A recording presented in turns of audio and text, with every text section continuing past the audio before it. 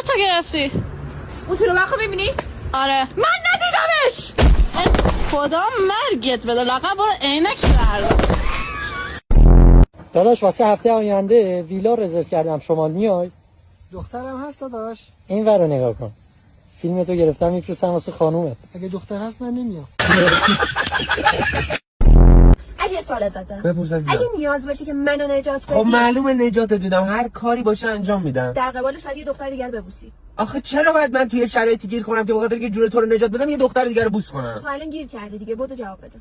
خب بوسش میکنم دیگه. بوسش میکنی؟ خب اگه بوسش نکنم تو میمیری خار سوالاتو گاری. خب عزیزم ببین قدم اول بره رانندگی اول کلش سجاد ما شیان باکس نکردی؟ بابا بیکه اینا رو نه این چی از ماشین ریخته؟ این چیه؟ خوردیش؟